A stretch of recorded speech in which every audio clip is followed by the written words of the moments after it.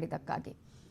ರಾಷ್ಟ್ರೀಯ ಹೆದ್ದಾರಿ 75ರಲ್ಲಿ ವಾಹನ ಸವಾರರ ಗೋಳು ಕೇಳೋರೇ ಇಲ್ಲ ಅನ್ನುವಂತಾಗಿದೆ. ಯಾಕಂದ್ರೆ ಬೆಂಗಳೂರು ಮಂಗಳೂರು ಸಂಪರ್ಕದ NH 75 10 ವರ್ಷ ಕಳೆದ್ರೂ ರಸ್ತೆ ಕಾಮಗಾರಿ ಇನ್ನೂ ಮುಗಿದಿಲ್ಲ. ಜನ ಓಡಾಡೋದಿಕ್ಕೂ ಕಷ್ಟಪಡಬೇಕು. ಅಲ್ಲಿ ಹಾಸನದಿಂದ ಮಾರನಹಳ್ಳಿವರೆಗೆ ರಸ್ತೆ ಕಾಮಗಾರಿ ನಡೀತಾ ಇದೆ. 10 ವರ್ಷ ಕಳೆದ್ರೂ ರಸ್ತೆ ಕಾಮಗಾರಿ ಇನ್ನೂ ಮುಗಿಯೋದಂತೂ ಕಾಣಿಸ್ತಾ ಇಲ್ಲ. 46 ಕಿಲೋಮೀಟರ್ ಕಾಮಗಾರಿಗೆ 617 ಕೋಟಿ ಖರ್ಚನ್ನ ಮಾಡಲಾಗಿದೆ. 46 ಕಿಲೋಮೀಟರ್ನಲ್ಲಿ 25 ಕಿಲೋಮೀಟರ್ ಕಾಮಗಾರಿ ಮುಗಿದಿದೆ. ಸಕಲೇಶಪುರದಿಂದ ಮಾರನಹಳ್ಳಿವರೆಗಿನ ರಸ್ತೆ ಹಾಳಾಗಿಯೇ ಇದೆ. 15 ಕಿಲೋಮೀಟರ್ ಉದ್ದದ ರಸ್ತೆ ಸಂಪೂರ್ಣ ಹಾಳಾಗಿದ್ದು ಬೇಗ ಕಾಮಗಾರಿ ಮುಗಿಸಿ ಅಂತ ಒತ್ತಾಯವನ್ನ ಮಾಡ್ತಾ ಇದ್ದಾರೆ. ಈಗ ಯಾರಾದ್ರೂ ಬೆಂಗಳೂರಿನಿಂದ ಮಂಗಳೂರು ಕಡೆ ಅಥವಾ ಬೇರೆ ಬೇರೆ ಕಡೆ ಹೋಗ್ಬೇಕು ಅಂತ ಹೇಳಿದ್ರೆ ಶಿರಾಡಿ ಘಾಟ್ ರೋಡ್ ಬೇಡಪ್ಪ, ಅಲ್ಲಿ ಹೋಗೋದಕ್ಕೆ ಆಗಲ್ಲ ಅನ್ನುವ ಪರಿಸ್ಥಿತಿ ಇದೆ. ಬೇರೆ ರೂಟಲ್ಲಿ ಹೋಗೋಣ, ಮೈಸೂರು ಮಡಿಕೇರಿ ರೂಟಾಗಿ ಹೋಗೋಣ ಅಥವಾ ಚಾರ್ಮಾಡಿ ಘಾಟಾಗಿ ಹೋಗೋಣ ಅನ್ನುವಂತಹ ಮನಸ್ಥಿತಿಯಲ್ಲೇ ಹೋಗಬೇಕಾದ ಪರಿಸ್ಥಿತಿ. ಯಾಕಂದ್ರೆ ಶಿರಾಡಿ ಘಾಟ್ ಆ ರೀತಿಯಾದಂತಹ ರಸ್ತೆ ಇದೆ. ಅಲ್ಲಿ ಹಳ್ಳ ಕೊಳ್ಳಗಳು ಗುಂಡಿ ಅಂತ ಹೇಳೋದೇ ಸಾಧ್ಯ ಇಲ್ಲ. ಅದನ್ನ ಆ ರೀತಿಯಾಗಿದೆ. ನಾವು ನಿಮಗೆ ದೃಶ್ಯಗಳಲ್ಲೂ ತೋರಿಸ್ತೀವಿ. ಅನೇಕರಿಗೆ ಇದು ಅನುಭವ ಆಗಿರಬಹುದು. ಅಲ್ಲಿ ಹೋಗುವಂತಹ ಸಂದರ್ಭದಲ್ಲಿ ಆ ಒಂದು ರೋಡಲ್ಲಿ ಹೋಗೋದೇ ಬೇಡ, ನಾವು ಬೇರೆ ಸ್ವಲ್ಪ ಲಾಂಗ್ ರೂಟ್ ಆದ್ರೂ ಪರವಾಗಿಲ್ಲ ಅಂತ ಹೇಳಿ ಬೇರೆ ರೂಟಿಂದ ಬರುವವರನ್ನೇ ನಾವು ನೋಡ್ತಾ ಇದ್ದೀವಿ. ಈಗ ಈ ಒಂದು ರಸ್ತೆ ಯಾವ ರೀತಿ ಆಗಿದೆ ಅನ್ನೋದು ನಿಮಗೆ ಗೊತ್ತೇ ಇದೆ. ಘನ ವಾಹನಗಳನ್ನು ಅಲ್ಲಿ ಬಿಡಬಾರ್ದು ಅಂತ ಹೇಳಿ ಆಯಿತು. ಅಲ್ಲೇ ರಸ್ತೆ ಕಾಮಗಾರಿ ಆಗುವಂತಹ ಸಂದರ್ಭದಲ್ಲಿ ಚಾರ್ಮಾಡಿ ಘಾಟಲ್ಲೇ ಹೋಗಬೇಕು ಅಂತ ಆಯಿತು. ಲಾರಿಗಳನ್ನು ಬಿಡಬಾರ್ದು ಅಂತ ಆಯಿತು. ಯಾವಾಗ ಕಾಮಗಾರಿ ಸ್ವಲ್ಪ ಮುಗಿಯಿತು ಆಗ ಮತ್ತೆ ಈ ರೀತಿಯಾದಂತಹ ಅವಕಾಶವನ್ನು ಮಾಡಿಕೊಡ್ಲಾಯಿತು. ಮಳೆ ಬಂದರೆ ಅಂತೂ ಶಿರಾಡಿ ಘಾಟಲ್ಲಿ ಹೋಗೋಕೆ ಚಾನ್ಸ್ ಇಲ್ಲ. ಸಕಲೇಶಪುರ ಶಾಸಕರಾಗಿರುವಂತಹ HK ಕುಮಾರಸ್ವಾಮಿ ಇದ್ರ ಬಗ್ಗೆ ಏನು ಹೇಳಿದ್ದಾರೆ ನೋಡೋಣ. ರಾಷ್ಟ್ರೀಯ ಹೆದ್ದಾರಿ ಕಾಮಗಾರಿ ಪ್ರಾರಂಭ ಆಗಿ 6-7 ವರ್ಷ ಆಯಿತು. ಅದು ಇನ್ನೂ ಕೂಡ ನಿರೀಕ್ಷಿತ ಮಟ್ಟದಲ್ಲಿ ಕಾಂಟ್ರಾಕ್ಟರ್ ಪ್ರಕಾರ 50% ಆಗಿದೆ ಅಂತ ಹೇಳ್ತಾ ಇದ್ದಾರೆ. 60 ಹೇಳ್ತಾ ಇದ್ದಾನೆ ಈಗ. ಬಟ್ ನಮ್ಮ ಪ್ರಕಾರ ಒಂದು 40-45 ಆಗಿರ್ಬೋದು. ಇದಕ್ಕೆ ಕ್ಷಮೆ ಇಲ್ಲ. ಪ್ರಾಧಿಕಾರದಿಂದ ಮತ್ತು ಕಾಂಟ್ರಾಕ್ಟ್ ಸೈಡ್ನಿಂದ ತಪ್ಪಾಗಿರೋದಂತೂ ನಿಜ. ನಾನು ನಮ್ಮ MP ಅವರು ಮತ್ತು ಸ್ಥಳೀಯ ಸಂಘಟನೆಗಳು ಜನರು ಸತತವಾಗಿ ಒತ್ತಾಯ ಮಾಡ್ತಿದ್ದಾರೆ ಇದನ್ನು ಮುಗಿಸ್ಬೇಕು ಅಂತೇಳಿ. ಅದು ಮುಗಿದಿಲ್ಲ. ಕಳಪೆ ಅಂತೂ ತುಂಬ ಆಗಿದೆ. ನಾವು ರಾಜ್ಯದ PWD ಮಂತ್ರಿನೇ ಕರ್ಕೊಂಡ್ಬಂದಿದ್ದೀವಿ ಇಲ್ಲಿಗೆ. ಅವರು ಕೂಡ ನೋಡಿದ್ದಾರೆ. ಆಮೇಲೆ ಅವರು ನನ್ನ ಪತ್ರನೂ ತಗೊಂಡು ಸೆಂಟ್ರಲ್ಗೆ ಲೆಟರ್ ಬರೆದಿದ್ದಾರೆ.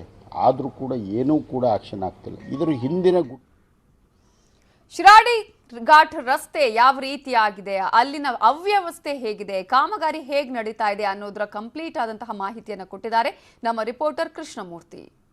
ರಾಷ್ಟ್ರೀಯ ಹೆದ್ದಾರಿ 75 ಇದು ಕರ್ನಾಟಕ ರಾಜ್ಯದ ಒಂದು ಬಹು ಮುಖ್ಯ ಹೆದ್ದಾರಿಯಲ್ಲೇ ಒಂದು. ಮಂಗಳೂರು ಬಂದರಿ ನಗರಿ ಮಂಗಳೂರು ಏನಿದೆ, ಮಂಗಳೂರಿನಿಂದ ರಾಜಧಾನಿ ಬೆಂಗಳೂರಿಗೆ ಸಂಪರ್ಕವನ್ನು ಕಲ್ಪಿಸುವಂತಹ ಜೀವನಾಡಿಯಾಗಿರ್ತಕ್ಕಂಥ ಈ ರಸ್ತೆ ಈಗ ದುರ್ಗಮ ಸ್ಥಿತಿಯಲ್ಲಿ ಇರ್ತಕ್ಕಂಥದ್ದು. ಕಳೆದ 1 ದಶಕದಿಂದ ಕಾಮಗಾರಿ ಶುರುವಾಗಿ ಇಲ್ಲಿವರೆಗೂ ಕೂಡ ಕಾಮಗಾರಿ ನಡೀತಾನೆ ಇದೆ. ಆದರೆ ಇಲ್ಲಿನ ರಸ್ತೆ ಮಾತ್ರ ಇಲ್ಲಿವರೆಗೂ ಸಂಪೂರ್ಣವಾಗಿ ಆ ಕಾಮಗಾರಿಯಿಂದ ಮುಕ್ತವಾಗಿಲ್ಲ. ಈಗ ನಾವು ಈ ರಸ್ತೆ ಹೇಗಿದೆ, ರಸ್ತೆಯಲ್ಲಿ ವಾಹನ ಸವಾರರು ಯಾವೆಲ್ಲ ಸವಾಲುಗಳನ್ನು ಎದುರಿಸಿ ಸಂಚಾರವನ್ನು ಮಾಡಬೇಕಾಗಿದೆ ಎಂಬಂತಹ ಸವಾಲುಗಳನ್ನು ನಿಮಗೆ ತೋರಿಸ್ತಾ ಹೋಗ್ತೀವಿ. ದೃಶ್ಯಾವಳಿಗಳಲ್ಲಿ ನೀವು ನೋಡ್ಬೋದು, ಗುಂಡಿ ಬಿದ್ದಂತಹ ರಸ್ತೆ. ಇದು ಯಾವುದೋ ಹಳ್ಳಿಗಾಡಿನ ರಸ್ತೆ ಅಲ್ಲ, ರಾಷ್ಟ್ರೀಯ ಹೆದ್ದಾರಿ 75. ಈ ರಸ್ತೆ ಸುಮಾರು 10 ವರ್ಷಗಳ ಹಿಂದೆ ಕಾಮಗಾರಿಯನ್ನು ಪ್ರಾರಂಭಗೊಂಡಿತ್ತು. 2012ರಲ್ಲಿ ಈ ಒಂದು ಕಾಮಗಾರಿ ನಡೀಬೇಕು ಎಂಬಂತಹ ಹಿನ್ನೆಲೆಯಲ್ಲಿ ಸರ್ಕಾರ ಕೂಡ ಇದಕ್ಕೆ ಅನುಮೋದನೆಯನ್ನು ಕೂಡ ಸೂಚಿಸಿತ್ತು. ಅಲ್ಲಿಂದ ಇಲ್ಲಿಗೆ 2022 ಈಗ ರಸ್ತೆ ಸಂಪೂರ್ಣವಾಗಿ ಹದಗೆಟ್ಟಿದೆ. ಆದರೂ ಕೂಡ ಇಲ್ಲಿವರೆಗೂ ರಸ್ತೆ ಕಾಮಗಾರಿ ಸಂಪೂರ್ಣವಾಗಿ ಮುಗ್ದಿಲ್ಲ. ನಾವೀಗ ವಾಹನವನ್ನು ಗಮನಿಸ್ಬೋದು, ಯಾವೆಲ್ಲ ರೀತಿ ವಾಹನ ಚಾಲಕರು ಪರಿತಪಿಸುವಂತಹ ಪರಿಸ್ಥಿತಿ ಈಗ ಎದುರಾಗಿದೆ. ಬೆಂಗಳೂರಿನಿಂದ ಬರ್ತಕ್ಕಂತಹ ಸವಾರರು ಎಷ್ಟು ಪರಿಸ್ಥಿತಿ ಕಠಿಣವಾಗಿದೆ ಎಂಬುದು ಕೂಡ ಈ ಒಂದು ದೃಶ್ಯಾವಳಿಗಳಲ್ಲಿ ನೋಡ್ಬೋದು. ಈಗ ಪ್ರಮುಖ ರಸ್ತೆ, ಈ ಒಂದು ರಸ್ತೆಯಲ್ಲಿ ಧರ್ಮಸ್ಥಳಕ್ಕಾಗಿರ್ಬೋದು, ಸುಬ್ರಹ್ಮಣ್ಯಕ್ಕೆ ಆಗಿರ್ಬೋದು ಪ್ರತಿನಿತ್ಯ ಸಾವಿರಾರು ವಾಹನಗಳು ಸಂಚಾರವನ್ನು ನಡೆಸ್ತವೆ. ಅಲ್ಲದೆ ಬೆಂಗಳೂರಿನಿಂದ ಮಂಗಳೂರಿಗೆ ವಾಹನಗಳಲ್ಲಿ ಸರಕು ಸಮಂಜಸಗಳನ್ನು ತುಂಬಿಕೊಂಡು ಅನೇಕ ಟ್ರಕ್ಗಳು ಈ ಒಂದು ದಾರಿಯಲ್ಲಿ ಸಂಚಾರವನ್ನು ನಡೆಸ್ತವೆ. ಆದರೆ ಇಲ್ಲಿ ಪ್ರತಿನಿತ್ಯ ಸಂಚರಿಸುವಂಥ ಟ್ರಕ್ನ ಚಾಲಕರಾಗಿರ್ಬೋದು ಮತ್ತು ಪ್ರವಾಸಿಗಳಾಗಿರ್ಬೋದು ಎಲ್ಲರಿಗೂ ಕೂಡ ಒಂದು ನರಕ ಯಾತನೆ ಅನುಭವಿಸುವಂಥ ಪರಿಸ್ಥಿತಿ ಎದುರಾಗಿದೆ. 10 ವರ್ಷಗಳಿಂದ ಈ ಒಂದು ಕಾಮಗಾರಿ ನಡೆದರೂ ಕೂಡ ಸುಮಾರು 15 ಕಿಲೋಮೀಟರ್ ಸಕಲೇಶಪುರದಿಂದ ಮಾರನಹಳ್ಳಿ ಎಂಬಂಥ ಗ್ರಾಮದವರೆಗೆ ಸಂಪೂರ್ಣವಾಗಿ ರಸ್ತೆ ಹಾಳಾಗಿದೆ. ಇಲ್ಲಿಂದ ಕೇವಲ 15 ಕಿಲೋಮೀಟರನ್ನು ಸಂಚಾರ ಮಾಡಲಿಕ್ಕೋಸ್ಕರವಾಗಿ ಸುಮಾರು 1.5 ತಾಸನ್ನು ಕ್ರಮಿಸಬೇಕನ್ನಂತಹ ಪರಿಸ್ಥಿತಿ ಈಗ ಎದುರಾಗಿದೆ. ಮೊದಲು 2017ರಲ್ಲಿ ಕಾಮಗಾರಿ ಪ್ರಾರಂಭ ಆಗಿತ್ತು. 2012ರಿಂದ ಭೂ ಸ್ವಾಧೀನ ಪ್ರಕ್ರಿಯೆಗಳು ಕೂಡ ಪ್ರಾರಂಭವಾಗಿ 17ರ ಹೊತ್ತಿಗೆ ಎಲ್ಲ ಸಂಪೂರ್ಣವಾಗಿ ಭೂಸ್ವಾಧೀನ ಪ್ರಕ್ರಿಯೆ ಮುಗಿದು ಈಗ 17ರಲ್ಲಿ ಕಾಮಗಾರಿ ಶುರುವಾಗಿದೆ. 2017ರಿಂದ 2019ರಲ್ಲಿ ಈ ಒಂದು ಕಾಮಗಾರಿಯನ್ನು ಮುಗಿಸಬೇಕು ಎಂಬಂತಹ ಸೂಚನೆಯನ್ನು ಸರ್ಕಾರ ಕೂಡ ಕೊಟ್ಟಿತ್ತು. ಆದರೆ ಇಲ್ಲಿವರೆಗೂ ಯಾವುದೇ ರೀತಿಯಾದಂತಹ ಸಂಚಾರಕ್ಕೆ ಮುಕ್ತವನ್ನು ಈ ಒಂದು ರಸ್ತೆ ಕಂಡುಕೊಂಡಿಲ್ಲ. 19ರಲ್ಲಿ ಮುಗಿಸಬೇಕಾದಂತಹ ಕಾಮಗಾರಿ ಈಗ ಏನು ಮೊದಲು ಸಂಸ್ಥೆ ಗುತ್ತಿಗೆದಾರ ಸಂಸ್ಥೆ ಈಗ ಬಿಟ್ಟು ಹೋಗಿ ಕಾಮಗಾರಿ ನಡೆಸಲಿಕ್ಕೆ ಆಗಲ್ಲ ಎಂಬಂತಹ ಮುಚ್ಚಳಿಕೆಯನ್ನು ಸರ್ಕಾರಕ್ಕೆ ಕೊಟ್ಟಿದ್ದಾರೆ. ಅಲ್ಲಿಂದ ರಾಜ್ಕುಮಾರ್ ಕನ್ಸ್ಟ್ರಕ್ಷನ್ ಎಂಬಂತಹ ಕಂಪ್ನಿ ಈಗ ಸರ್ಕಾರಕ್ಕೆ ನಾವು ಕೆಲಸವನ್ನು ಮಾಡ್ತೀವಿ ಎಂಬಂತಹ ಹಿನ್ನೆಲೆಯಲ್ಲಿ 2019ರಿಂದ ಸುಮಾರು 45 ಕಿಲೋಮೀಟರ್ ವ್ಯಾಪ್ತಿಯಲ್ಲಿರ್ತಕ್ಕಂತಹ ಏನು ಹಾಸನದಿಂದ ಮಾರನಹಳ್ಳಿವರೆಗೂ ಇರತಕ್ಕಂತಹ ರಸ್ತೆಯನ್ನು ಗುತ್ತಿಗೆ ನಾವು ಪಡೆದುಕೊಳ್ತೀವಿ ಎಂಬಂತಹ ನಿಟ್ಟಿನಲ್ಲಿ ಸರ್ಕಾರಕ್ಕೆ ಮನವಿ ಸಲ್ಲಿಸಿ ಗುತ್ತಿಗೆಯನ್ನು ಪಡೆದುಕೊಂಡಿದೆ. ಆದರೆ ಇಲ್ಲಿವರೆಗೂ ಕೂಡ ಸುಮಾರು 25 ಕಿಲೋಮೀಟರ್ ರಸ್ತೆಯನ್ನು ಮಾತ್ರ ಈಗ ಆ ಕಂಪನಿ ಸರಿ ಮಾಡಲಿಕ್ಕೆ ಮಾತ್ರ ಸಾಧ್ಯವಾಗಿದೆ. ಹೊಸ ರಸ್ತೆಯನ್ನು ಈಗ ಅಲ್ಲಿ 25 ಕಿಲೋಮೀಟರ್ ಮಾತ್ರ ರಸ್ತೆಯನ್ನು ನಿರ್ಮಾಣ ಮಾಡಿದೆ. ಆದರೆ ಈಗ 15 ಕಿಲೋಮೀಟರ್ ಇರ್ತಕ್ಕಂತಹ ರಸ್ತೆಯನ್ನು ಕಂಪನಿ ನಮಗೆ ನಿರ್ಮಾಣ ಮಾಡಲಿಕ್ಕೆ ಆಗೋದಿಲ್ಲ, ನಾವು ಈ ರಸ್ತೆಯನ್ನು ನಿರ್ಮಾಣ ಮಾಡೋದಿಲ್ಲ ಎಂಬಂತಹ ಮನವಿಯನ್ನು ಸರ್ಕಾರಕ್ಕೆ ತಂದಿದೆ. ಈಗ ಈ ಸರ್ಕಾರ ಕೂಡ ಈ ಬಗ್ಗೆ ಗಮನವನ್ನು ಹರಿಸಬೇಕು. ಪ್ರತಿನಿತ್ಯ ವಾಹನ ಸವಾರರು ಈ ಒಂದು ರಸ್ತೆಯಲ್ಲಿ ದುರ್ಗಮ ರಸ್ತೆಯಲ್ಲಿ ಈಗ ನರಕ ಯಾತ್ರೆಯನ್ನು ಕೂಡ ಅನುಭವಿಸ್ತಿದ್ದಾರೆ. ಸರ್ಕಾರ ಕೂಡ ಈಗ ಎಚ್ಚೆತ್ಕೊಂಡು ಕಾಮಗಾರಿಯನ್ನು ಕೂಡ ಬೇಗ ಮಾಡಬೇಕಾಗಿದೆ. ಇಲ್ಲಿವರೆಗೂ ಯಾವುದೇ ನಿರ್ವಹಣೆಯನ್ನು ಕೂಡ ಸರ್ಕಾರ ಮಾಡಿಲ್ಲ. ಸರ್ಕಾರಕ್ಕೆ ಒಂದು ಏನು ಗಡಿವನ್ನು ಏನು ಕೊಟ್ಟಿದ್ದಾರೆ, ಈ ಗಡಿಗಳು ಎಲ್ಲವೂ ಕೂಡ ಈಗಾಗಲೇ ಮುಕ್ತಾಯವನ್ನು ಕಂಡಿದೆ. ಆದರೂ ಕೂಡ ಇಲ್ಲಿವರೆಗೂ ಯಾವುದೇ ರೀತಿಯಾದಂತಹ ಕೆಲಸ ಇಲ್ಲಿ ನಡೆದಿಲ್ಲ. ಮುಂದಿನ ದಿನಗಳಲ್ಲಾದರೂ ಈ ಒಂದು ಕೆಲಸ ಬೇಗ ನಡಿಬೇಕು ಎನ್ನುವಂತಹ ಆಗ್ರಹವನ್ನು ಇಲ್ಲ ಸ್ಥಳೀಯರು ಕೂಡ ಮಾಡ್ತಿದ್ದಾರೆ. ವಾಹನ ಸವಾರರಂತೂ ಈಗ ಇಲ್ಲಿ ಬರಲಿಕ್ಕೂ ಕೂಡ ಹೆದರಿದ್ದಾರೆ. ಪಂದರಿ ನಗರಿ ಮಂಗಳೂರಿಗೆ ಇರತಕ್ಕಂಥದ್ದು ಇದು ಒಂದೇ ರಸ್ತೆ. ಮತ್ತೆ ಚಾರ್ಮಾಡಿ ಘಾಟ್ನಲ್ಲಿ ಹೋಗ್ಬೇಕಂತ ಹೇಳಿದ್ರೆ ಅಲ್ಲೂ ಕೂಡ ಹೆಚ್ಚು ವಾಹನಗಳ ಸಂಚಾರವನ್ನು ಪಡಲಿಕ್ಕೆ ಆಗೋದಿಲ್ಲ. ಆದ್ದರಿಂದ ಈ ರಸ್ತೆಯನ್ನು ಸಂಪೂರ್ಣವಾಗಿ ಈಗ ಸರಿ ಮಾಡಿದ್ದೇ ಆದರೆ ಮಾತ್ರವಾಗಿ ಈ ರಸ್ತೆಯಲ್ಲಿ ಸಂಚಾರವನ್ನು ಮಾಡಲಿಕ್ಕೆ ಸುಗಮವಾಗುತ್ತೆ. ಇಲ್ಲದೇ ಇದ್ದರೆ ಈ ತುಂಬ ಕಠಿಣವಾದಂತಹ ಹಾದಿಯಲ್ಲೇ ಸಂಚಾರ ಮಾಡಿ ಈ ರಸ್ತೆಯಲ್ಲಿ ಕ್ರಮಿಸಬೇಕಾಗುತ್ತೆ. ಈಗಾದರೂ ಕೂಡ ಸರ್ಕಾರ ಎಚ್ಚೆತ್ತು ಮುಂದಿನ ದಿನಗಳಲ್ಲಿ ರಸ್ತೆಯನ್ನು ಸಂಚಾರಕ್ಕೆ ಮುಕ್ತಗೊಳಿಸಬೇಕು ಮತ್ತು ಕೂಡಲೇ ಡಾಂಬರೀಕರಣವನ್ನು ಮಾಡಬೇಕು ಎಂಬುದು ಇಲ್ಲಿನ ಸ್ಥಳೀಯರ ಆಗ್ರಹವಾಗಿದೆ. ಕೃಷ್ಣ ಹೆಬ್ಬೀಡು, ನ್ಯೂಸ್ 18 ಹಾಸನ. ಶಿರಾಡಿ ಘಾಟ್ ರಸ್ತೆ ಬಗ್ಗೆ ರಾಜ್ಯಸಭೆಯಲ್ಲಿ ಪ್ರಸ್ತಾಪವನ್ನ ಮಾಡಿದ್ದಾರೆ. ರಾಜ್ಯಸಭಾ ಸದಸ್ಯರಾಗಿರುವ ಜಗ್ಗೇಶ್ ಅವರು ಇದರ ಬಗ್ಗೆ ಪ್ರಸ್ತಾಪ ಮಾಡಿದ್ದು ಕಾಮಗಾರಿ ವಿಳಂಬದ ಬಗ್ಗೆ ರಾಜ್ಯಸಭೆಯಲ್ಲಿ ಗಮನ ಸೆಳೆದಿದ್ದಾರೆ. ವಾಹನಗಳ ಓಡಾಟಕ್ಕೆ ತೊಂದರೆ ಆಗ್ತಾ ಇದೆ, ಬೆಂಗಳೂರು ಮಂಗಳೂರು ಓಡಾಟಕ್ಕೆ ಕಷ್ಟ ಅಂತ ಹೇಳಿ ರಾಜ್ಯಸಭಾ ಸದಸ್ಯರಾಗಿರುವ ಜಗ್ಗೇಶ್ ಅವರು ಪ್ರಸ್ತಾಪವನ್ನ ಮಾಡಿದ್ದಾರೆ. ಹಾಸನದಿಂದ ಮಾರನಹಳ್ಳಿವರೆಗೆ ರಸ್ತೆ ಕಾಮಗಾರಿ ಬಗ್ಗೆ ಜಗ್ಗೇಶ್ ಈ ಸಂದರ್ಭದಲ್ಲಿ ಪ್ರಸ್ತಾಪಿಸಿದರು. The 4-lane construction of road NH 75 between Bangalore and Mangalore. Ongoing work of 4-lane construction of road NH 75 between the capital city of Bangalore and Mangaluru is relatively slow compared to the other road works in Karnataka. The stretch between Sakaleshwara to Maranalli is totally destroyed, and traveling on this stretch will be a nightmare for the people. Slow progress has caused inconvenience to the industry and trade as it takes longer to reach the capital. Around 16 kilometers of stretch from the Donigal to Maranalli from Shiradi on NH 74 is totally destroyed. ಮತ್ತಷ್ಟು updates ನೋಡೋಣ break ಆದ್ಮೇಲೆ.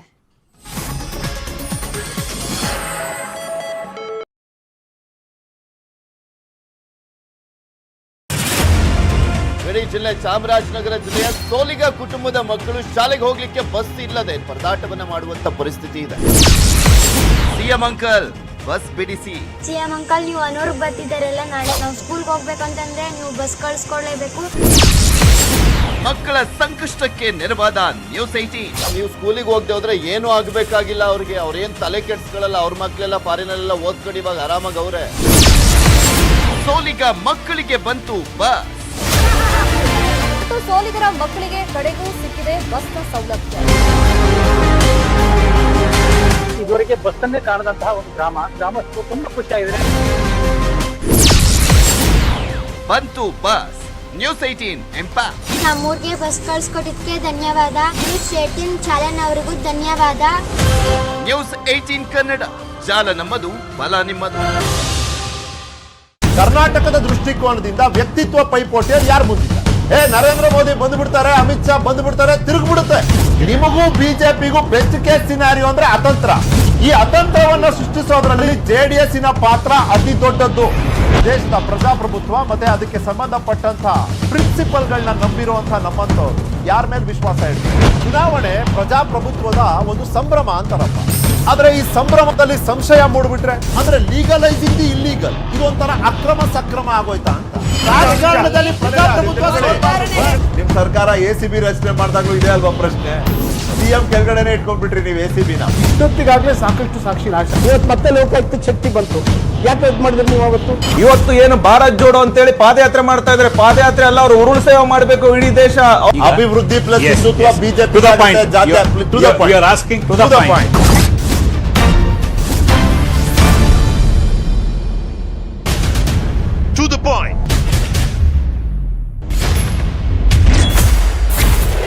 News 18 ನಾನು ನಿಖಿಲ್ ಜೋಶಿ. ಕಾವಿಗೆ ಘನತೆ ಇಲ್ವಾ? ನೆಲ ಕಚ್ಚಲ್ಲ ಇವತ್ತು. ಹಿಂದೂ ಧರ್ಮನ ಒಡಿಗಕ್ಕೆ ಬಂದಿರ್ತಕ್ಕಂಥ ದೊಡ್ಡ ಕಳ್ಳ. ಜೋಡಿಸೋದೇನೋ ಜೋಡಿಸ್ತೀರಿ, ಕರ್ನಾಟಕದಲ್ಲಿ ಏನನ್ನು ಜೋಡಿಸ್ತೀರಿ, ಯಾರನ್ನು ಜೋಡಿಸ್ತೀರಿ? ಬರ್ರಪ್ಪ ಬಡಿಸ್ತಾ ಇದಾರೆ ಡಮ ಡಮ ಡಮ ಅಂತ. ಬಿಲ್ಡಿಂಗ್ ಅಲ್ಲೂ ಹಲಾಲ್, ಹಾಸ್ಪಿಟಲ್ ಅಲ್ಲಿ ಹಲಾಲ್. ಹಲಾಲ್ ಸರ್ಟಿಫಿಕೇಟ್ ಕೊಡುವ ಸಂಸ್ಥೆಗಳನ್ನು ಬ್ಯಾನ್ ಮಾಡಿ.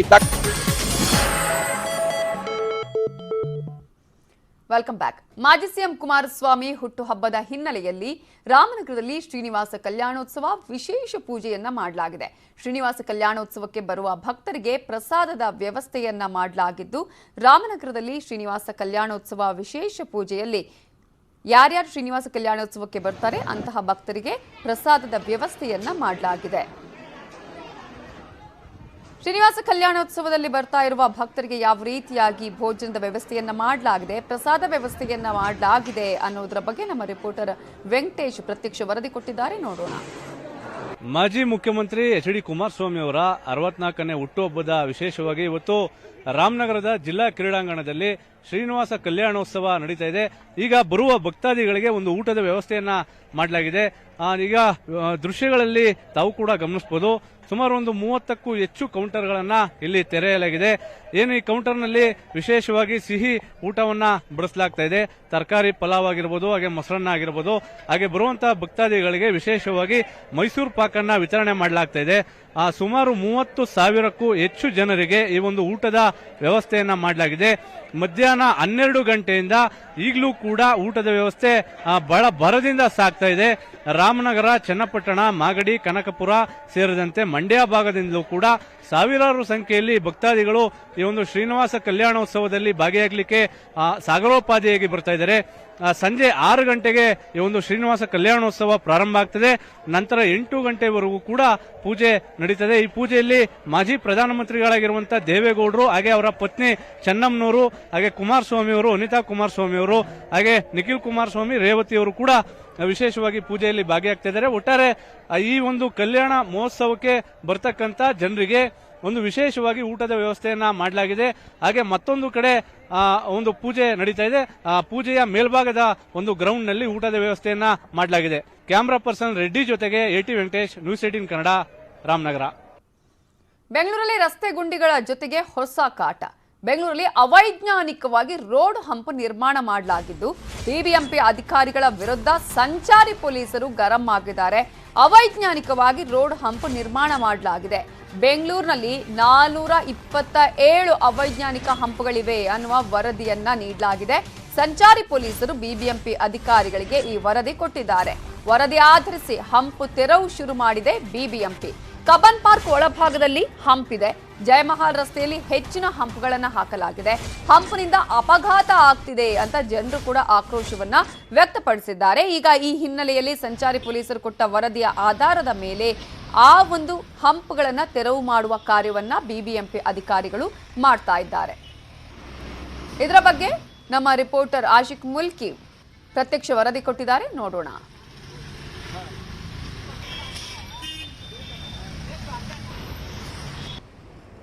ಬಿಬಿಎಂಪಿ ಮಾಡೋ ಎಡವಟ್ಟುಗಳು ಒಂದಲ್ಲ ಎರಡಲ್ಲ. ಈ ಬಾರಿ ಏನಪ್ಪ BBMP ಎಡವಟ್ಟು ಅಂತಂದರೆ, ನಗರದಾದ್ಯಂತ ಬೇಕಾಬಿಟ್ಟಿ BBMP ಅಧಿಕಾರಿಗಳು ರೋಡ್ ಹಂಪ್ಸ್ಗಳನ್ನು ಹಾಕಿದ್ದಾರೆ ಅನ್ನುವಂಥ ನಿಟ್ಟಿನಲ್ಲಿ ನಗರ ಪೊಲೀಸ್ ಟ್ರಾಫಿಕ್ ಪೊಲೀಸ್ ಇಲಾಖೆ ಇದೀಗ BBMPಗೆ ಒಂದು ಮನವಿಯನ್ನು ಮಾಡಿಕೊಂಡಿರುವಂಥದ್ದು. ಬೇಕಾಬಿಟ್ಟಿಯಾಗಿ ಅವೈಜ್ಞಾನಿಕವಾಗಿ ಎಲ್ಲೆಲ್ಲ ಹಂಪ್ಸ್ಗಳನ್ನು ಹಾಕಿದ್ದೀರೋ ಅದನ್ನೆಲ್ಲವನ್ನು ಕೂಡ ಆದಷ್ಟು ಬೇಗ ತೆರವು ಮಾಡಿ ಅನ್ನುವಂಥ ಒಂದು ಬೇಡಿಕೆಯನ್ನು ನಗರ ಟ್ರಾಫಿಕ್ ಪೊಲೀಸ್ ಇಲಾಖೆ BBMP ಮುಂದೆ ಇಟ್ಟಿರುವಂಥದ್ದು. ಈಗಾಗಲೇ 427 ರೋಡ್ ಹಂಪ್ಸ್ಗಳು ಬೆಂಗಳೂರಿನ ನಗರದಲ್ಲಿ ಏನಿದೆ, ಇದು ಅನಗತ್ಯವಾಗಿ 427 ಹಂಪ್ಸ್ಗಳನ್ನು ನೀವು ಹಾಕಿದ್ದೀರಿ, ಇದನ್ನು ಆದಷ್ಟು ಬೇಗ ತೆರವು ಮಾಡಿ ಅನ್ನುವಂಥ ಒಂದು ಬೇಡಿಕೆಯನ್ನು ಪೊಲೀಸ್ ಇಲಾಖೆ BBMP ಮುಂದಿಟ್ಟಿರುವಂಥದ್ದು. ಈ 427 ಹಂಪ್ಸ್ಗಳಿಂದ ಅಪಘಾತಗಳಾಗ್ತಾ ಇದೆ ಮತ್ತು ರಾತ್ರಿ ಹೊತ್ತಲ್ಲಿ ಹಂಪ್ಸ್ಗಳು ಯಾವುದೂ ಕೂಡ ಕಾಣ್ತಾ ಇಲ್ಲ ಮತ್ತು ಈ ಎಲ್ಲ ಅಂಶಗಳು ಡೆಡ್ಲಿ ಆಗಿರುವಂಥದ್ದು. ಈ ಪೈಕಿ ಸದ್ಯಕ್ಕೆ ನೀವೇನು ನೋಡ್ತಾ ಇದ್ರಿ ಜಯಮಹಲ್, ಈ ಜಯಮಹಲ್ನ ಅಂಶ ಕೂಡ ಒಂದು.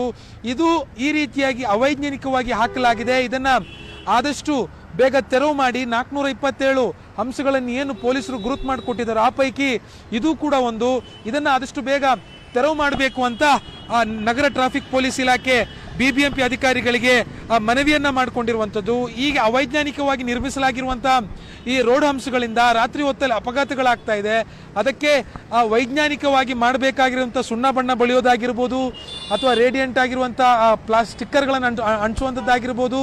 ಈ ರೀತಿ ಅದಕ್ಕೆ ವೈಜ್ಞಾನಿಕವಾಗಿ ಎತ್ತರ ಎಷ್ಟಿರಬೇಕು, ಅಗಲ ಎಷ್ಟಿರಬೇಕು, ಇವೆಲ್ಲವನ್ನು ಕೂಡ ಕ್ಯಾಲ್ಕುಲೇಟ್ ಮಾಡಿ ಹಂಪ್ಸ್ಗಳನ್ನು ಹಾಕಿ ಬೇಕಾಬಿಟ್ಟು ಹಾಕಬೇಡಿ. ಮತ್ತು ಬೆಂಗಳೂರಿನ ಕೆಲವು ರಸ್ತೆಗಳಲ್ಲಿರುವಂಥ ರೋಡ್ ಹಂಪ್ಸ್ಗಳೇನಿದೆ ಅಲ್ಲಿ ರೋಡ್ ಹಂಪ್ಸ್ಗಳ ಅಗತ್ಯ ಇಲ್ಲ, ಆದರೆ ಸ್ಪೀಡ್ ಬ್ರೇಕರ್ಗಳು ಮಾತ್ರ ಸಾಕು ಅನ್ನುವಂಥ ಒಂದು ಮನವಿಯನ್ನು ಇದೀಗ ಮಾಡಿಕೊಂಡಿರುವಂಥದ್ದು. ಈ ನಿಟ್ಟಿನಲ್ಲಿ ನಗರಾದ್ಯಂತ ಇರುವಂಥ 427 ಹಂಪ್ಸ್ಗಳನ್ನು ಆದಷ್ಟು ಬೇಗ ತೆರವು ಮಾಡಿ ಸುಗಮವಾಗಿರುವಂಥ ಟ್ರಾಫಿಕ್ ಓಡಾಟಕ್ಕೆ ಅನುವು ಮಾಡಿಕೊಡ್ಬೇಕು ಅನ್ನುವಂಥ ಒಂದು ಬೇಡಿಕೆಯನ್ನು ನಗರ ಟ್ರಾಫಿಕ್ ಪೊಲೀಸ್ ಇಲಾಖೆ BBMP ಮುಂದೆ ಸದ್ಯಕ್ಕೆ ಇಟ್ಟಿರುವಂಥದ್ದು. ಕ್ಯಾಮ್ರಾ ಪರ್ಸನ್ ಶಿವಪ್ಪ ಜೊತೆ ಆಶಿಕ್ ಮುಲ್ಕಿ, ನ್ಯೂಸ್ 18 ಕನ್ನಡ, ಬೆಂಗಳೂರು. ಮತ್ತಷ್ಟು ಸುದ್ದಿ ಬ್ರೇಕ್ ಆದ್ಮೇಲೆ.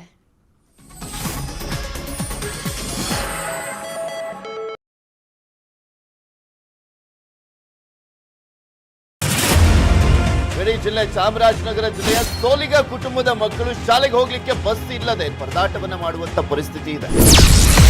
ಸಿಎಂ ಅಂಕಲ್ ಬಸ್ ಬಿಡಿಸಿ. ಸಿಎಂ ಅಂಕಲ್, ನೀವು ಅನೂರ್ಗೆ ಬರ್ತಿದ್ದಾರಲ್ಲ, ನಾಳೆ ನಾವು ಸ್ಕೂಲ್ಗೆ ಹೋಗ್ಬೇಕಂತಂದ್ರೆ ನೀವು ಬಸ್ ಕಳಿಸ್ಕೊಡ್ಲೇಬೇಕು. ಮಕ್ಕಳ ಸಂಕಷ್ಟಕ್ಕೆ ನೆರವಾದ ನ್ಯೂಸ್ 18. ನೀವು ಸ್ಕೂಲಿಗೆ ಹೋಗದೆ ಹೋದ್ರೆ ಏನು ಆಗಬೇಕಾಗಿಲ್ಲ ಅವ್ರಿಗೆ, ಅವ್ರೇನ್ ತಲೆ ಕೆಡ್ಸ್ಕೊಳ್ಳಲ್ಲ, ಅವ್ರ ಮಕ್ಕಳೆಲ್ಲ ಫಾರಿನಲ್ಲೆಲ್ಲ ಓದ್ಕೊಂಡು ಇವಾಗ ಆರಾಮಾಗಿ ಅವ್ರೆ. ಸೋಲಿಗ ಮಕ್ಕಳಿಗೆ ಬಂತು ಬಸ್. ಸೋಲಿಗರ ಮಕ್ಕಳಿಗೆ ಕಡೆಗೂ ಸಿಕ್ಕಿದೆ ಬಸ್ನ ಸೌಲಭ್ಯ. ಇದುವರೆಗೆ ಬಸ್ ಅನ್ನೇ ಕಾಣದಂತಹ ಒಂದು ಗ್ರಾಮಸ್ಥರು ತುಂಬಾ ಖುಷಿಯಾಗಿದ್ದಾರೆ. ಬಂತು ಬಸ್. News 18 impact. ನಮ್ಮೂರಿಗೆ ಬಸ್ ಕಳಿಸ್ಕೊಟ್ಟಿದ್ದಕ್ಕೆ ಧನ್ಯವಾದ. ನ್ಯೂಸ್ 18 ಚಾಲನ್ ಅವರಿಗೂ ಧನ್ಯವಾದ.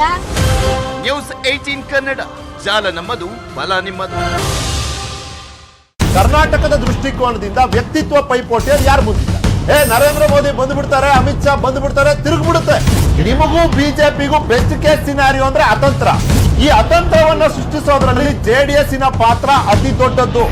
ದೇಶದ ಪ್ರಜಾಪ್ರಭುತ್ವ ಮತ್ತೆ ಅದಕ್ಕೆ ಸಂಬಂಧಪಟ್ಟಂತ ಪ್ರಿನ್ಸಿಪಲ್ಗಳನ್ನ ನಂಬಿರುವಂತಹ ನಮ್ಮಂತವ್ರು ಯಾರ ಮೇಲೆ ವಿಶ್ವಾಸ ಇಡ್ತಾರೆ? ಚುನಾವಣೆ ಪ್ರಜಾಪ್ರಭುತ್ವದ ಒಂದು ಸಂಭ್ರಮ ಅಂತಾರಪ್ಪ. ಆದ್ರೆ ಈ ಸಂಭ್ರಮದಲ್ಲಿ ಸಂಶಯ ಮೂಡ್ಬಿಟ್ರೆ ಅಂದ್ರೆ ಲೀಗಲೈಸಿಂಗ್ ದಿ ಇಲ್ಲೀಗಲ್, ಇದು ಒಂಥರ ಅಕ್ರಮ. Welcome back. ಬೆಂಗಳೂರಲ್ಲಿ ನೀರಿನ ಬಿಲ್ ಗುಳುಂ. ನೀವು ಕಟ್ಟುವ ನೀರಿನ ಬಿಲ್ BWSSBಗೆ ಸೇರ್ತಿಲ್ಲ. ನೀವು ಕಟ್ಟುವ ಬಿಲ್ ಭ್ರಷ್ಟರ ಪಾಲಾಗ್ತಾ ಇದೆ. ಇದು ಬೇಲಿಯೇ ಎದ್ದು ಹೊಲ ಮೇದ ಕತೆ. ದಾಖಲೆ ಸಹಿತ BWSSB ಕರ್ಮಕಾಂಡವನ್ನ ಬಿಚ್ಚಿಡ್ತಾ ಇದೆ ನ್ಯೂಸ್ 18. ಸುಮಾರು 5 ಕೋಟಿಗೂ ಹೆಚ್ಚು ಹಣ BWSSB ಬೊಕ್ಕಸ ಸೇರಿಲ್ಲ. 2016ರಿಂದಲೂ BWSSB ಅಧಿಕಾರಿಗಳ ನೀರಿನ ಬಿಲ್ ಕಳ್ಳಾಟ ನಡೆದಿದೆ. ಅಧಿಕಾರಿಗಳ ಜೊತೆ ಸೇರಿ ಬಿಲ್ ಕಲೆಕ್ಟರ್ಗಳಿಂದ ಹಣವನ್ನ ದುರ್ಬಳಕೆ ಮಾಡಿಕೊಳ್ಳಲಾಗಿದೆ. ಹಣ ದುರುಪಯೋಗ ಆದ ಬಗ್ಗೆ ಪೊಲೀಸರಿಗೆ BWSSB ದೂರು ಕೊಟ್ಟಿದ್ದು, ಕ್ಯಾಶ್, DD ಹಾಗೂ ಚೆಕ್ ಮೂಲಕ ಹಣ ಪಡೆದು ಮೋಸ ಮಾಡಲಾಗಿದೆ. ಜಲಮಂಡಳಿಯ 43 ಉಪವಿಭಾಗಗಳಲ್ಲಿ ಹಣ ದುರ್ಬಳಕೆಯಾಗಿದೆ. ಈ ಬಗ್ಗೆ ತನಿಖೆಗೂ ಆದೇಶವನ್ನ ಮಾಡಲಾಗಿದೆ.